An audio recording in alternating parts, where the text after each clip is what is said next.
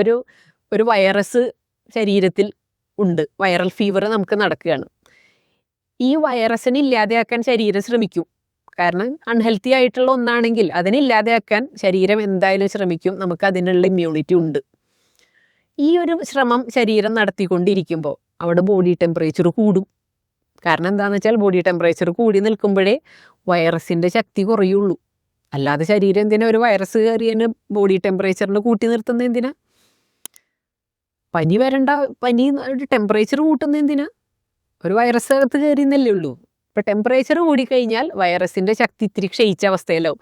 ഈ സമയത്ത് നമ്മുടെ പ്രതിരോധ പ്രവർത്തകർക്ക് ഈ വൈറസിനെ ഇല്ലാതാക്കാം, നശിപ്പിക്കാം. ഇതാണ് ശരീരത്തിൽ സംഭവിക്കുന്നത്. പക്ഷെ ആ സമയത്ത് നമ്മൾ ചെയ്യുന്നത് എന്തായിരിക്കും? നമ്മളെ സംബന്ധിച്ചിടത്തോളം ഡോക്ടർ പറഞ്ഞു ഇത് വൈറൽ ഫീവർ ആണ് എന്ന് പറഞ്ഞാലും നമുക്ക് വൈറസ് ശത്രുവാണ്. നമ്മളാണ് ആ ശത്രുവിനെ നമ്മുടെ ബുദ്ധി ഉപയോഗിച്ച് ഫൈറ്റ് ചെയ്ത് തോൽപ്പിക്കണം എന്നുള്ള ചിന്തയൊക്കെയാണ് നമുക്കുള്ളത്. അത് നമുക്ക് ഒരിക്കലും സാധിക്കില്ല എന്നുള്ള റിയാലിറ്റി അവിടെ നിലനിൽക്കെ തന്നെ. അപ്പോൾ എന്ത് ചെയ്യും? നമുക്ക് ടെമ്പറേച്ചർ കൂടുക എന്ന് പറയുന്നത് തെറ്റ്. വൈറസിനേക്കാൾ ശത്രു ആരാ? ടെമ്പറേച്ചർ കൂടുന്നു എന്നുള്ളത്. അപ്പോൾ ആ ടെമ്പറേച്ചർ കൂടുന്നത് ഒരു പക്ഷേ നമുക്ക് ആരോഗ്യക്കുറവാവാം, ക്ഷീണം ഉണ്ടാവാം, തളർച്ച ഉണ്ടാവാം, നമ്മൾ ഒരിടത്ത് അവിടെ ഒന്നും ചെയ്യാൻ പറ്റാതെ ശരീരം വേദനയൊക്കെ ആയിട്ട് കിടപ്പിലാവാം. ഈ സമയത്ത് ഇപ്പോൾ സാധാരണ നമ്മൾ ചെയ്യുന്നത് എന്താ? വേഗം മരുന്ന് കൊടുത്ത് ആ ടെമ്പറേച്ചറിനെ കുറച്ച് പ്രശ്നം അവസാനിച്ചു എന്ന തോന്നലിലിരിക്കുക. പ്രശ്നം അവസാനിക്കുന്നുണ്ടെങ്കിൽ കുഴപ്പമില്ല, പ്രശ്നം അവസാനിച്ചു എന്ന തോന്നലിലിരിക്കുക. യഥാർത്ഥത്തിൽ അവിടെ എന്താ സംഭവിക്കുക? ബോഡി ടെമ്പറേച്ചർ കൂട്ടി നിർത്തിയിരിക്കുകയാണ്. നമ്മൾ അവിടെ ഒരു മരുന്ന് കൊടുത്ത് ആ ടെമ്പറേച്ചറിനെ കുറച്ചു. അപ്പോൾ എന്തായി? വൈറസ് സേഫായി.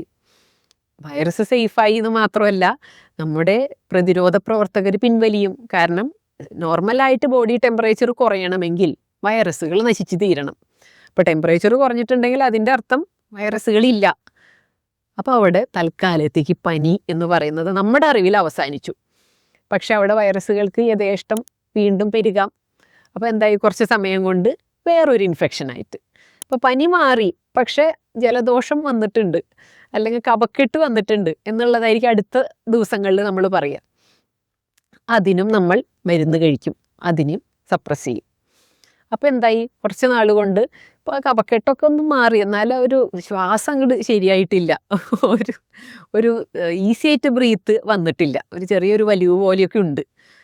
പിന്നെ അതിൻ്റെ കൂട്ടത്തിൽ കുറേ നാൾ ക്ഷീണവും. ഏതാണ്ട് 2 ദിവസം കൊണ്ട് അവസാനിപ്പിക്കേണ്ടിയിരുന്ന ഒരു പ്രശ്നം നമ്മുടെ ബുദ്ധിപരമായ ഇടപെടൽ കൊണ്ട് ഏതാണ്ട് 1 മാസം 1.5 മാസമൊക്കെ നീട്ടു. പക്ഷെ നമ്മൾ ഹാപ്പിയാണ്, ടെമ്പറേച്ചർ ഇല്ലല്ലോ.